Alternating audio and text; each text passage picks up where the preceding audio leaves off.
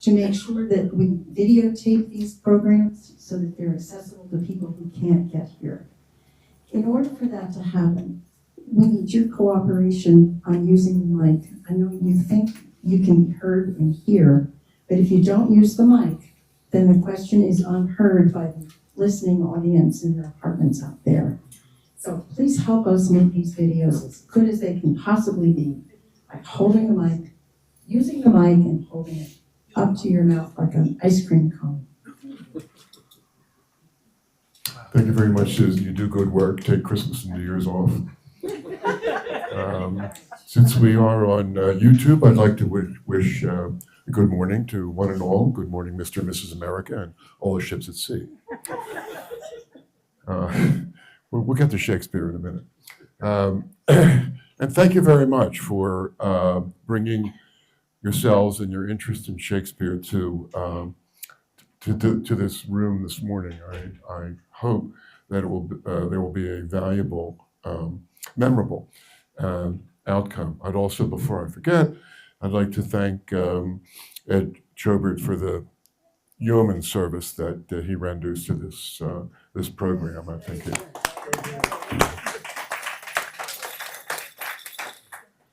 So, we're discussing this morning Shakespeare and his sonnets. Well, first of all, what is a sonnet? Now, poetry has various forms. In addition to the sonnet, there's the villanelle, there's the ode, there's the ballad, there's the limerick. Like the limerick, a sonnet has a self-contained form in that it is a lyric form of poetry developed in Italy by a fellow named Petrarch. Now, Petrarch and the Italians generally devoted their sonnets to the narrow scope of love. Petrarch's, most of his sonnets, if not all of them, were directed to a mythical woman named Laura. Dante directed his poetry to Beatrice. Shakespeare Shakespeare had loves, but not an individual love, as you'll find out. So those poems were popular in the 15th and 16th century, and then adopted by the English poets Thomas Wyatt and the Earl of Surrey. However, they bent the English language into the Italian form, and it was quite unsuccessful. I quoted T.S. Eliot there just to give you kind of a basis for our discussion here today. Shakespeare's sonnets, many of them are opaque. A few of them are downright silly. And I'll read a silly one, I promise. And they'll strike you as opaque at first. However, the experience, Shakespeare definitely justifies the experience of reading poetry, because you read the poem, you get a feeling, you hear the music. The matter of understanding comes later on.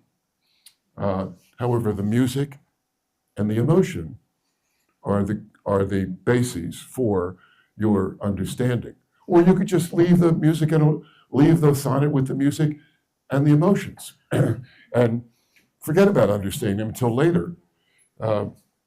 So the structure of the Petrarchian sonnet, really quickly, is 2 parts of 8 and 6 lines. 8 lines, 6 lines, and then rhyming in ABBA, ABBA, and in no fixed order. The octave contains the thought of the emotion, the sestet, the 6 lines, the summing up, and there's the couplet, the knockout punch, sort of it's almost like a lot of people have studied speech making, oratory.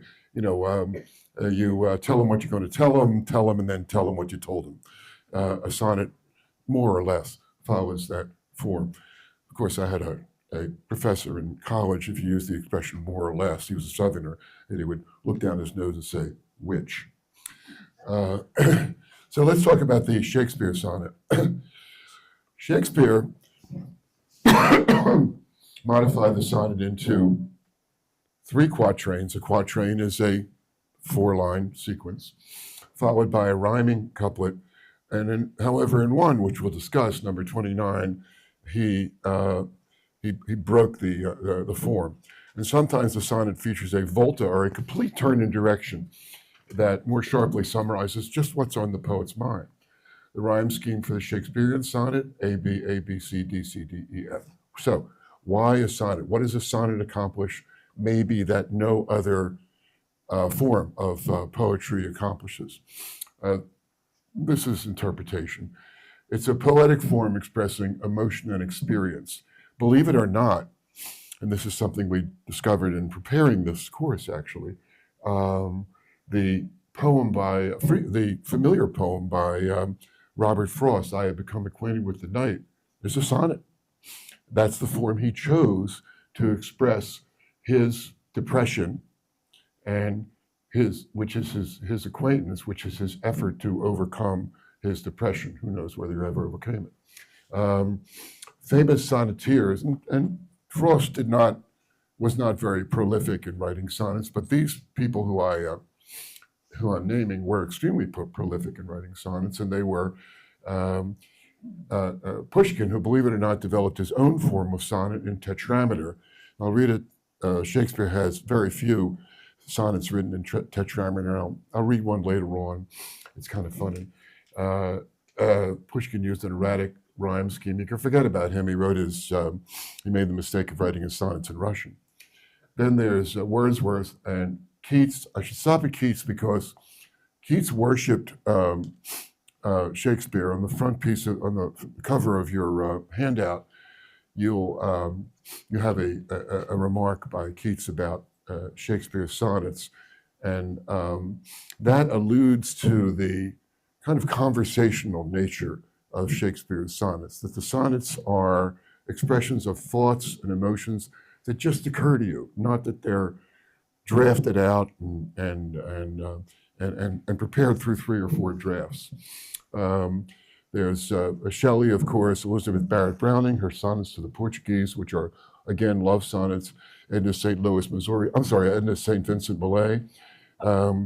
Christina Rossetti, whose sonnets I recommend, they're really beautiful. Susan wants me to mention Rita Dove, right, Susan? Where are you? Yes, Susan endorses Rita Dove's sonnets. And then there's the California novelist and poet Vikram Seth, who very successfully wrote an entire novel in sonnet form called The Golden Gate. So it's a form that's been exploited. Now, Shakespeare, who is this Shakespeare? Shakespeare is considered one of the greatest minds in Western thought and literature, along with Homer, Aristotle, Plato, St. Augustine, Charles Dickens, Charles Darwin, and of course, Stevie Wonder. He was prodigious. His parents ran a glove making outfit. Indeed, in 1 or 2 sonnets, he mentions the dyer's hand. That's a reference to a glove. He wrote 39 plays, 154 sonnets, and was completely self-taught, like Abe Lincoln, who you'll hear from later on, actually. So the sonnets were all written within a brief period of time, which is really remarkable. There are 154 of them, and as there are, and some people are bewitched by this similarity, as there are 150 psalms, because there's something, and you wonder whether this was Shakespeare's intention, because there is something very psalm-like in the tone of the sonnets and in your experience of reading them. The first 126 are directed to a young man, and the remainder to an anonymous woman. And there are 4 people. If you sat down and concentrated, or some novelist might do it one of these days, there's actually something going on in the whole 154 sonnet sequence. Namely, there are 4 people. One is the poet, another is the young man, another is the woman that they contend over, And a fourth is another man who is a rival poet, who I'm not going to invoke that many of the poems about the rival poet. However, the first 17 sonnets are pleas directed to the young man, imploring him to procreate. They are remarkable. I'm not going to read one of them because what I'm going to now. The sonnets were published in 1609. Let me just show you the.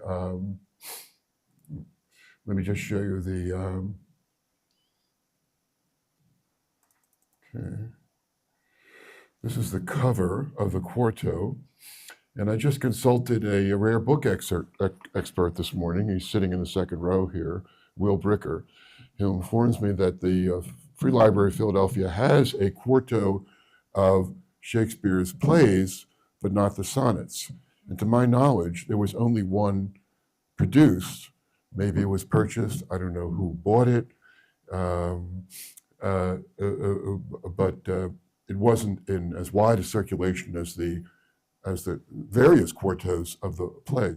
A quarto is it describes the way the papers are collected in the volume. This is what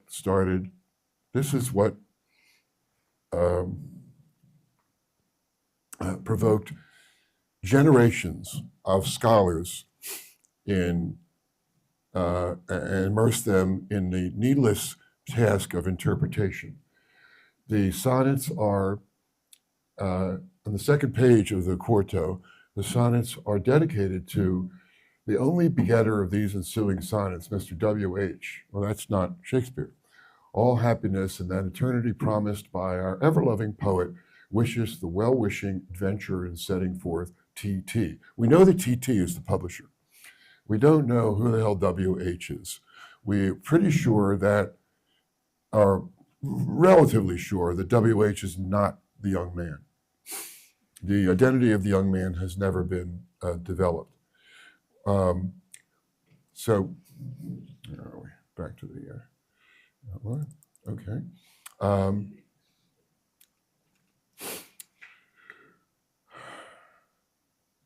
Now, who speaks in the sonnet? I've quoted Helen Vendler, and I'm going to return to Helen Vendler's thinking throughout the talk.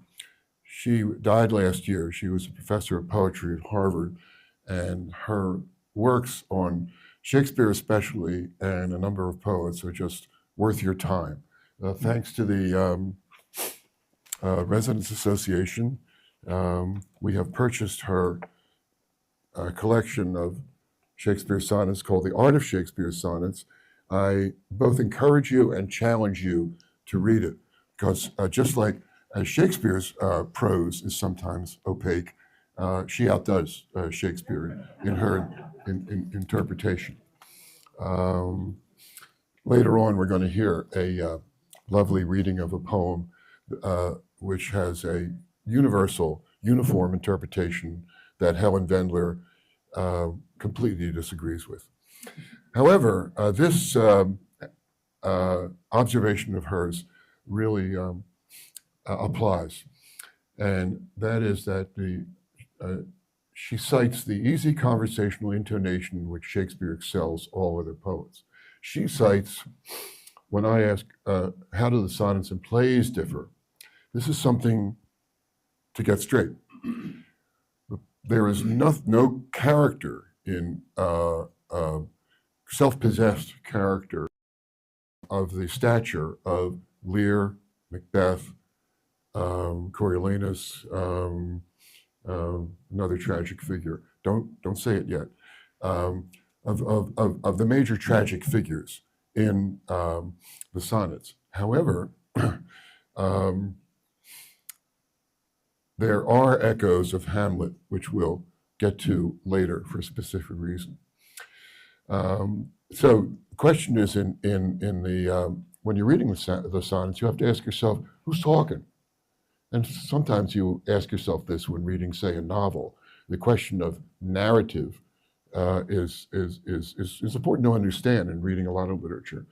The language of the sonnets is, as she suggests, it's conversational language. Other than certain old-fashioned words, there isn't much you can't understand if you apply yourself to it. And the tone, the delivery is just like plain speech with rhythm and rhyme. And the themes, yes. There's nothing in the sonnets that resounds with the classical writers like Homer and Sophocles, Aristophanes, those Euripides. They advance the heroic form. There's no hero. There's hardly any hero in much of the rest of Shakespeare other than the histories. But there's no hero in the sonnets. There's no developed character. If you read 154 sonnets, and you would be asked, well, who is this person and what is he like? What are his preferences? What are his characteristics? You don't know. And one reason you don't know is he he speaks in pedestrian language like we do. One day, Tuesday, we might wake up and share our thoughts with somebody at the coffee klatch there. And on Wednesday, we're sharing different thoughts in a different mode. And that's what Shakespeare does. He switches up. So if there's any character from the plays who reflects, who is a mirror of the sonnets, and that would be Hamlet. Because there are in Shakespeare so many, in the sonnets, so many dualities. So I'm going to get to the sources, and the sources are just about none. His mind and his heart. There are some critics who find some biblical themes, especially St. Paul, and there are repeated invocations of the three Platonic virtues, which are goodness, truth, and beauty. They're never directly cited. It's just there are formulas within the sonnet where you can derive the notion of goodness, truth, and beauty. He keeps coming back to it. It's worthwhile considering this full paragraph of Helen Vendler's. Shakespeare's discovery that the mind can entertain mutually compatible models. It is winter, and yet it is summer. It is summer, and yet it is autumn. Or I am a ruin, I am growing, which is Sonnet 73. This is his richest invention with respect to the construction of subjectivity. And the rapidity of these changes, the very birds are mute, or if they sing. He's got mute birds and singing birds in one poem. It argues for the mind as a place of rapid vacillation, oscillation, and self-correction. And isn't that the way we think? We don't always think in Stalinistic doctrinal forms. We dream, especially in retirement here, we're allowed to dream. If anything, one of his major sources is his reading, and this has been established very recently, his reading of the French writer Montaigne. Montaigne was very much like Shakespeare in that he had no doctrine, he had no ideology. There's very little religious invocation of religious themes, invocation of religious themes in the sonnets. So let's get to the specific sonnets. Oh, and I did cite Hamlet as a possible parallel. Why? Because like the sonneteer, Hamlet, as opposed to the characters in the other tragedies, the other plays, he's very much like Ulysses in the Odyssey. All the time, he's the only character in many of the scenes. He's the only character on the stage, and in much of the writing, he's the only person who is speaking. In the sonnets, there is one person speaking in each sonnet, and Hamlet has the fixation that Shakespeare in the sonnets has on, she used that term, oscillation, on swinging back and forth between images and values and themes, and just not making up his mind to be or not to be. Shall I my own quietus make with this bare bodkin? He asks himself questions all the time rather than making declarations. And that is, so actually with that, actually would like to go to, Susan, would you cue up sonnet number, turn to sonnet number 18, if you would. And then I got it up here. And we're going to, that's your first one, right? Okay, you ready? Yeah. Now, and two reasons Shall I for compare thee to a summer's day? Thou art more lovely and more temperate. Rough winds do shake the darling buds of May, and summer's lease hath all too short a date. Sometime too hot the eye of heaven shines, and often is his gold complexion dimmed. And every fair from fair sometime declines, by chance or nature's changing course untrimmed. But thy eternal summer shall not fade, nor lose possession of that fair thou owest. Nor shall death brag thou wanderest in his shade, when in eternal lines to time thou growest. So long as men can breathe or eyes can see, so long lives this, and this gives life to thee. Thank you, Susan. Maybe the, 19. this is, sure, stop it. Okay. This is exemplary. Could What? we adjust your mic? We can hear you breathing and just pull it away a little bit. I'm not allowed to breathe. You're allowed to breathe. but Okay, no pull one's- away here. Got it, got it. Okay, Thank you. thank you. This is exemplary for kind of a sardonic reason. That is, when anybody stopped on the street is asked to, maybe not Ridge Avenue, maybe Henry Avenue, is asked to cite the first line of a Shakespeare sonnet, it's a good bet, 12 to 1, that they'll say, shall I compare thee to a summer's day? Okay. However, that person citing that line will then think in her mind that Shakespeare's writing about a summer's day. He ain't. What he is doing, if you read this, is he is tearing up the summer's day and throwing it out. Because there is no way that what happens to a summer's day is it fades, it disappears, it's gone. And that is one of Shakespeare's major preoccupations, the mutability of nature compared to the permanence of love, of love and truth and beauty and those higher Platonic values. So here, Helen Wendler points to a keyword in every sonnet. Can anybody identify the key word in this sonnet? It's easy, it's one syllable. Buck. Correct. Thank you. I tell you to go to the head of the class, but there you are. The key word is but. He has outlined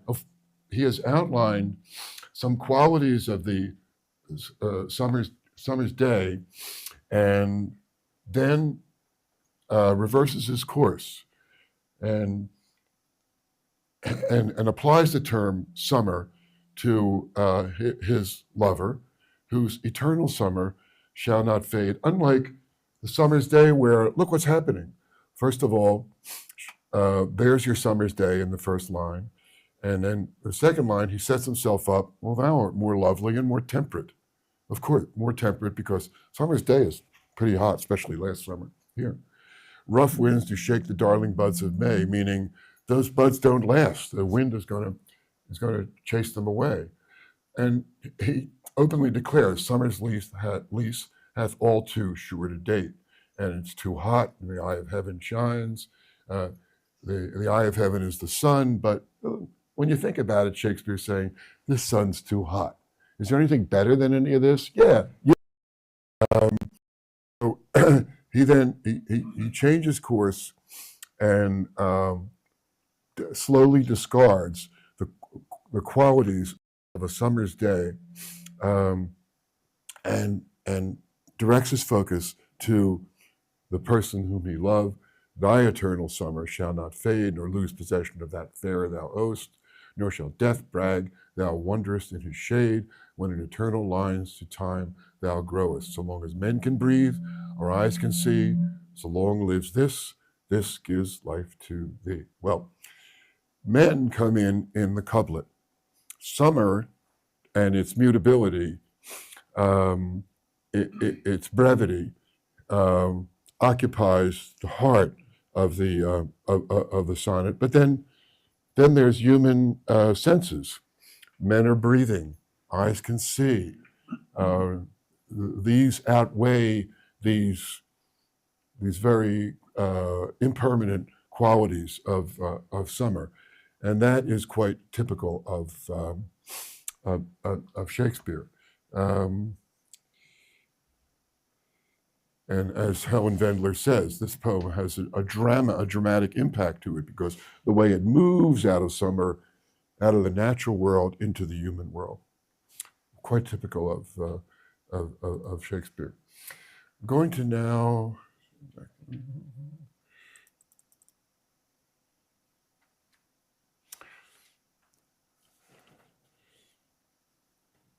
Okay, where were we? I overlooked the circumstances of the question. You might want to know what that means. The theory is that Shakespeare could grind out 154 sonnets because in 1593 and 1594 there was a what? Plague. Yes, a plague, a pandemic, and he was locked down. I'm sure all of you occupied your time writing that sonnet sequence that you would always had in mind. And sorry, we're going to turn to number 66 and get another view. Have that one? Yeah, Susan, that's next up.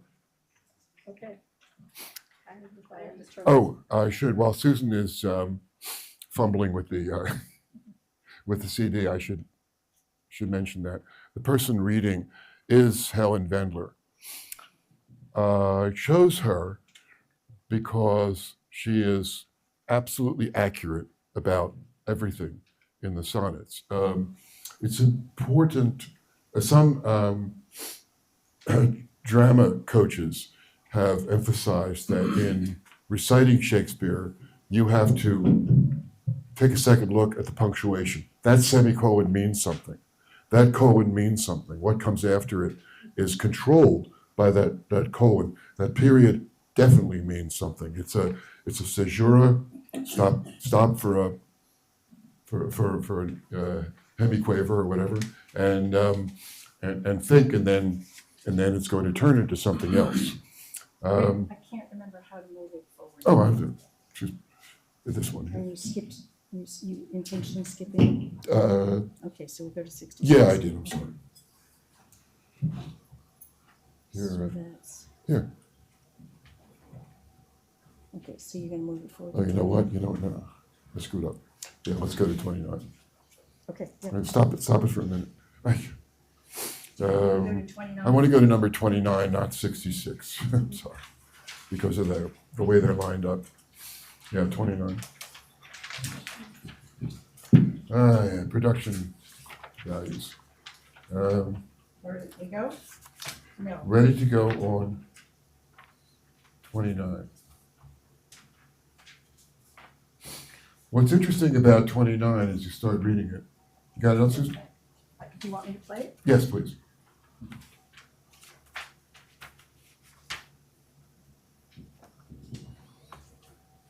"29. When in disgrace with fortune and men's eyes, I all alone beweep my outcast state, then trouble deaf heaven with my bootless cries, and look upon myself and curse my fate, like to one more rich in hope, featured like him with friends possessed, desiring this man's art and that man's scope, with what I most enjoy contented least. Yet in these thoughts myself almost despising, haply I think on thee, and then my state, like to the lark at break of day arising from sullen earth, sings hymns at heaven's gate. For thy sweet love remembered such wealth brings, that then I scorn to change my state with kings. So there is a thread, this Shakespeare does also. There's a thread that runs through this poem. Oh, shit, sorry. Oh, let me put it up. Let me put the poem up itself. 29. There is a thread that runs through this poem, and it begins with the word rich in the fifth line, and that is the possessions, things, wealth. Again, what he is doing is he is juxtaposing what other people have that he may not have, and that they value in a form of wealth, and then he is trying to get to what he can depend on and what he can live on. So what would be the key word in this sonnet? Again, single syllable. Yet. You're pretty good. Get you a fellowship. And he ruminates about his lack of fortune and his lack of reputation. Now, like many poets, he relies on some literary devices. When you're in disgrace with men's eyes, that's litotes, meaning you are identifying an element for a greater subject. The subject is reputation, but where does reputation live? Reputation lives in the eyes of men. And some terms he introduces in this poem are worth examining, such as deaf heaven, meaning, again, this is an allusion to the impossibility of getting what you want, or the impossibility of receiving wealth or stability or through prayer. A bootless cry to heaven would be a prayer that doesn't work. So he's beweeping his outcast state. His worship doesn't do him any good. He turns to what other people have that he doesn't have. These are all things that, as the verb suggests, the verb possess. These are all material things. This man's art, that man's scope. And again, his language balances itself out, like with what I most enjoy, contented least, most, least. In most of these sonnets, you're going to find words like most, least, here or there, as she's just pointed out with sonnet 73, the birds mute and then they're singing. There's again what Helen Wendler calls an oscillation of thought, and lo and behold, he gives you leave it to Shakespeare. He gives you a form of music in this poem, that is, with the lark arising at break of day, and that actually has been adapted into some music, I think, by Vaughan Williams, right? The lark ascending, yeah. And otherwise, there is no sound in this in this sonnet. But that lark arising at break of day sings hymns at heaven's gate, unlike his bootless cries earlier on to deaf heaven. Heaven ain't deaf no more, because it hears the lark at heaven's gate. And then we conclude with all the wealth he needs. Thy sweet love remembered such wealth brings, that then I scorn to change with kings. Again, you have a juxtaposition. My state, woeful, with kings, which are, well, no kings, but at one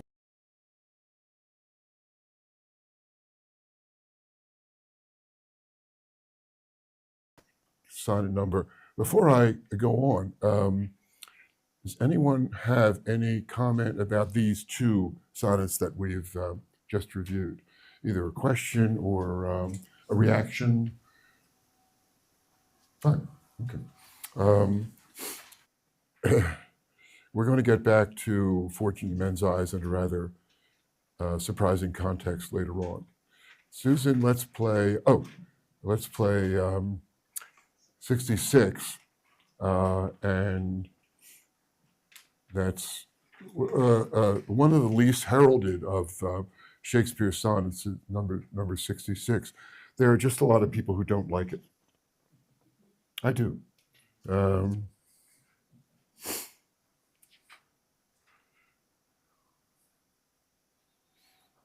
going to learn a new word. Not in the sonnet, but when I talk about it. 66. Tired with all these for restful death, I cry, as to behold desert, a beggar born, and needing nothing trimmed in jollity, and purest faith unhappily forsworn, and gilded honor shamefully misplaced, and maiden virtue rudely strumpeted, and right perfection wrongfully disgraced, and strength by limping sway disabled, and art made tongue-tied by authority, and folly doctor-like controlling skill, and simple truth miscalled simplicity, and captive good attending captain ill.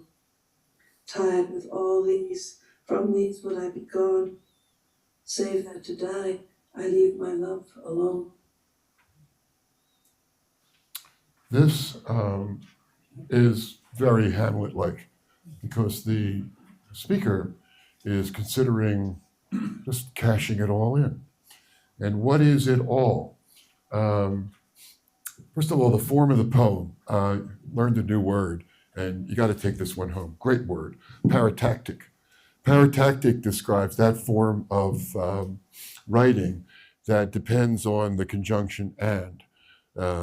Hemingway writes paratactic stories, and the writer Rose Macaulay writes in a paratactic manner. And where where Shakespeare applies this method here is for a purpose. It's to underscore the very tired nature of the speaker as he considers the state of his world.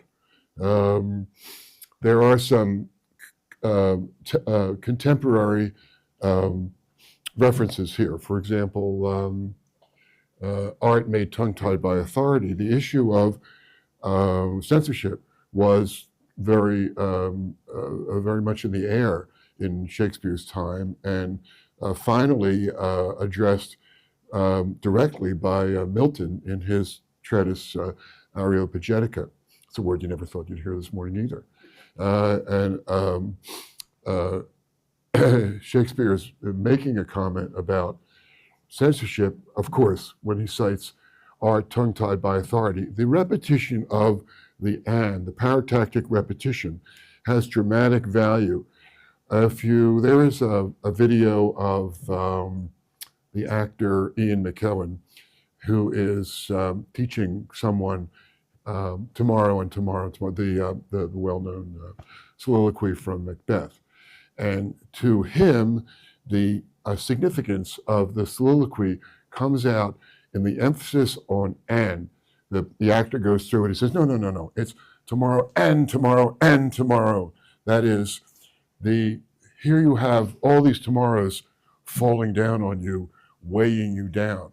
The role of the conjunction, the paratactic expression in the sonnet, the overall effect is to just make you feel weighted down by all these occurrences here.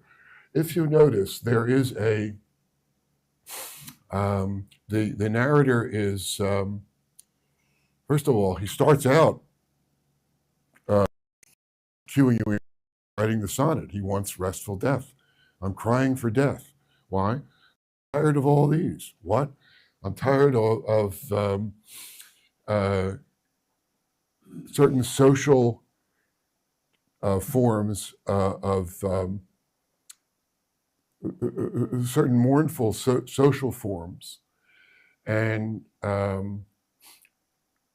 it finally gets to, excuse me, two different forms. There's when you compare honor with art, for example, faith with strength, good with that's captain ill, that is, people who are good being thrown in jail. This is something we deal with too. So after you've recited to yourself the repeated incantations of and, the couplet doesn't have to tell you that you're tired with all these. And then the poet wants to be gone, however, to be gone leaves his love alone. And that is unbearable to him as the burden of all these experiences. It is a lovely poem that should be read again and again and again. I'm going to go to number. Are you queuing me up? Yeah, I'm going to go. What do I have the next one? 121, right?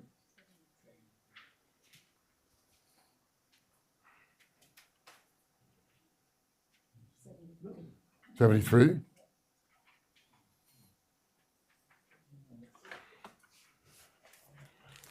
All right, 73 it is.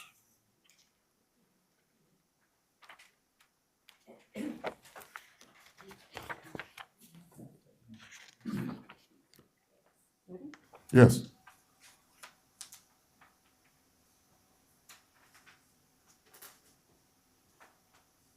'73.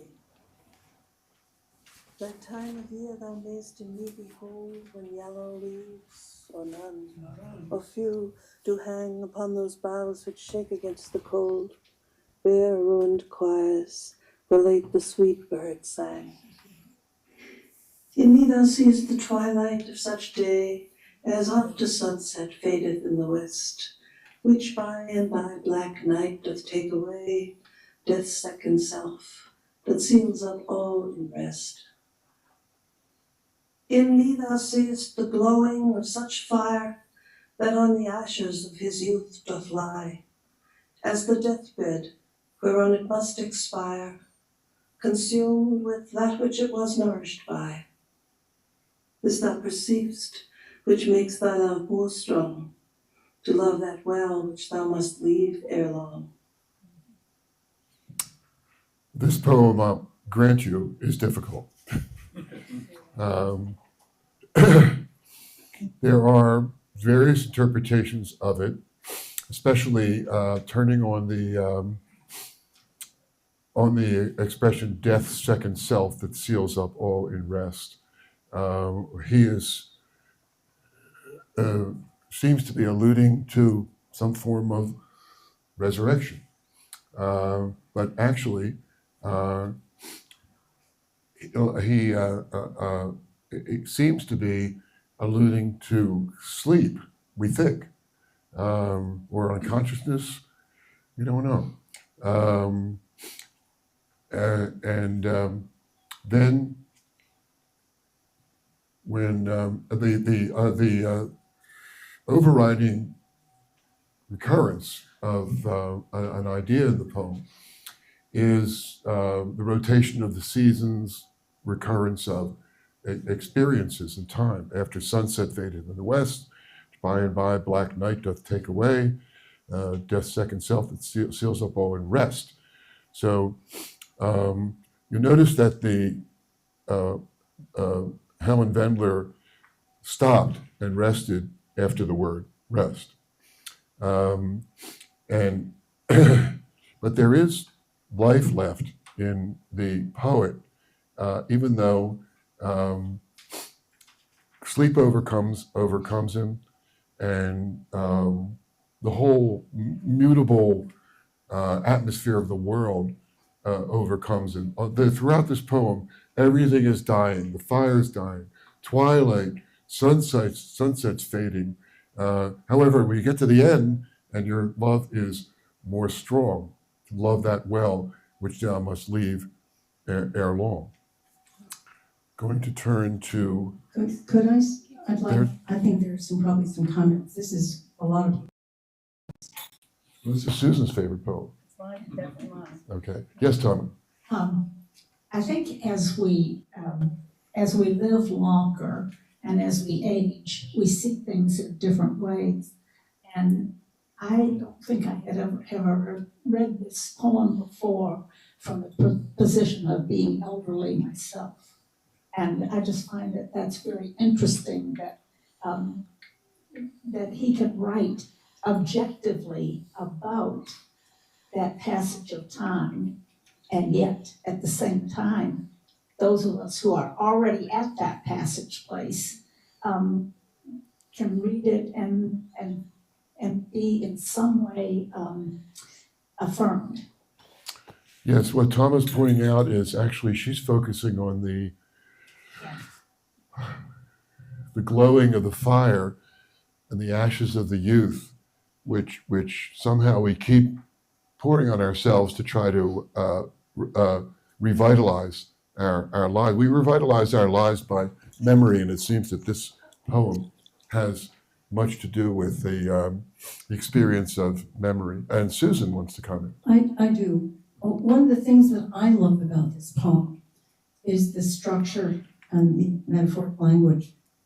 So the first 4 lines, are we going to settle? The first 4 Yeah. lines, I don't want to read that part, I want to read it. Oh, I'm sorry. Old Go ahead. English, Standard English. The first 4 lines, he's comparing himself to autumn. The next 4 lines, he's comparing himself to sunset. The last quatrain, he's comparing himself to a glowing ember. And so what you have is a decreasing amount of time. Quatrain by quatrain, it gets shorter and shorter. And that, for me, really enhances that sense, for me at my age, now we're in our 80s, is that sense of what used to be stretches of time. It's getting shorter and shorter. And so you get to the end, and he now sees the glowing with such fire that on the ashes of his youth doth lie. As the deathbed whereon it must expire, consumed with that which it was nourished by. That's just that last moment. It's I would say that so moving. Miss Weston and Miss Stone really have done what the McGuire sisters used to do. They enlivened the party here by illuminating this sonnet to the extent that your moderator could not, and I thank you very much. But very well done, both of you. Yeah. I'm not old enough yet? You don't Oh, get it. yeah, Noreen and I call ourselves the junior varsity since we're only 80. So, anyway, let's quickly, I think we're kind of running out of time, and I have a special treat for you. So, number 121.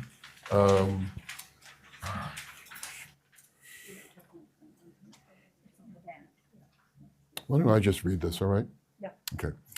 'Tis better to be vile than vile esteemed, when not to be receives reproach of being, and the just pleasure lost, which is so deemed, not by our feeling, but by others seeing. For why should others' false adulterate eyes give salutation to my sportive blood? Or are my frailties frailer spies, which in their wills count bad what I think good? No, I am that I am, and they that level at my abuses reckon up their own. I may be straight, though they themselves be bevel. By their rank thoughts my deeds must not be shown. Unless this general evil they maintain, all men are bad, and in their badness reign. First thing you have to notice about the poem is throughout a lot of these sonnets, Shakespeare plays with words. The word vile is reborn as the word level. The word level is reborn as the word bevel. He goes into this carpentry in this poem.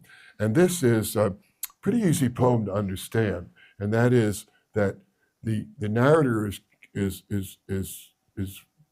lamenting the fact that you, when you walk out the door here and through the lobby and and pass by your fellow inmates and so forth, you know you have a view of yourself, but they have a view of you. And is your persona made up of their view or your view? I am what I am. I went on a little here. You have to forbid me. You have to forgive me. Shakespeare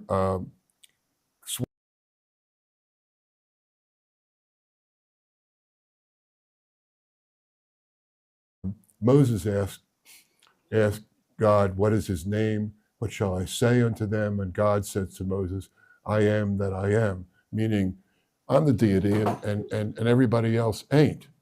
I'm a complete phenomenon. And similarly, but not similarly, Shakespeare takes I am what I am, and then he twists it around and puts it in the mouth of a vile character named Iago. At the end of his soliloquy, where he's told you how he's going to go about completely countering all worthwhile expectations, but he's a person who has other characteristics. He says, I will wear my heart out upon my sleeve for dogs to peck out, for I am not what I am. And that is an example of the way Shakespeare will take something from either the Bible, and another time he swipes from Ecclesiastes, the whole image of the sea emptying out in the rain, filling up the sea again. It's in one of these other sonnets, but not much. He doesn't really rely on the Bible that much. We have. Let me get to my everyone has their favorite sonnet. Some people use a sonnet for a purpose. We have with us Peter Renke, who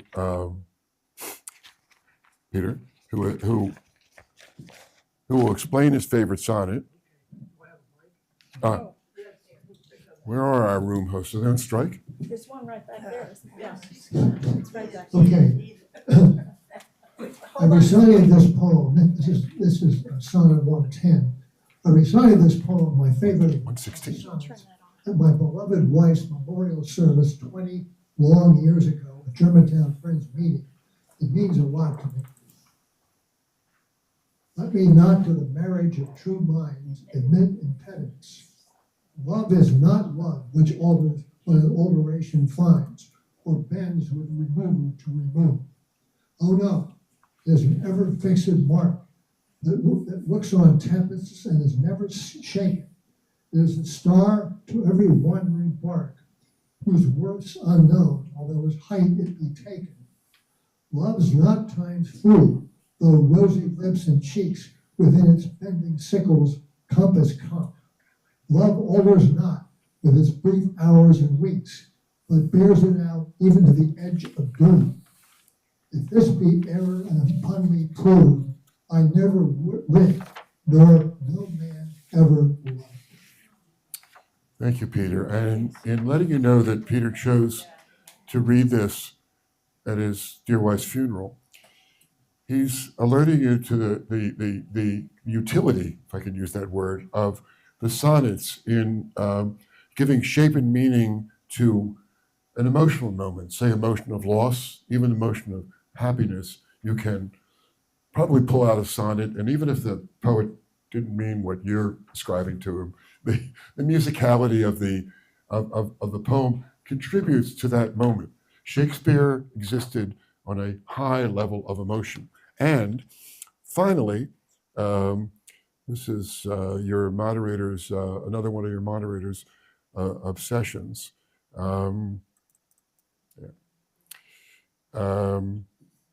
Abraham Lincoln. You may, if you read biographies of Lincoln, you may be aware that when the Civil War got hot, he and his law partner, Will Harmon, used to go to the Naval Home in D.C. and sit and read Shakespeare. There is a possibility that that Lincoln actually adapted an epithet from Shakespeare's Sonnet 144 to his first inaugural address, where he says, "We are not enemies but friends. We must not be enemies, though passion may have stained. It must not break our bonds of affection. The mystic cords of memory, stretching from every battlefield and patriot grave to every living heart and hearthstone all over this broad land, will yet swell the chorus of the Union when again touched, as surely they will be, by the better angels of our nature." I read the whole paragraph because the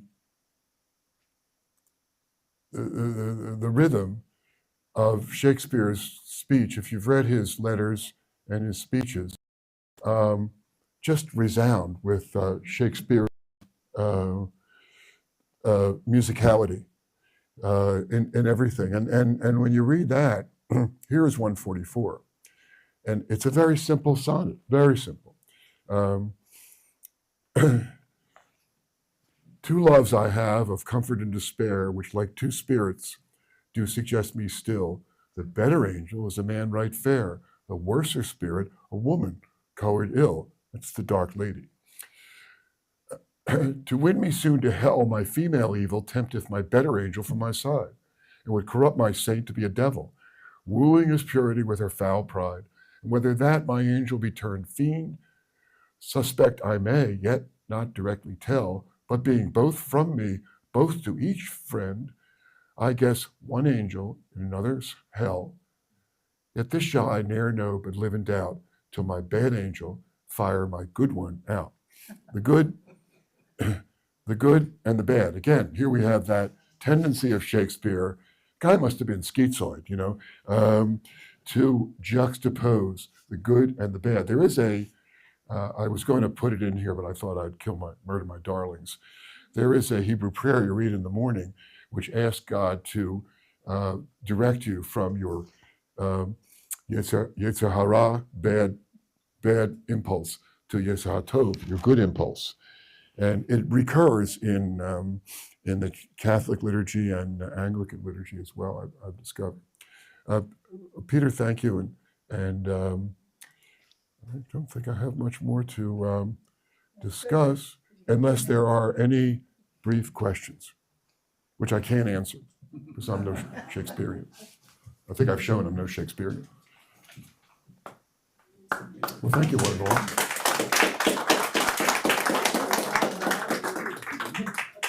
And again, thank you, Ed.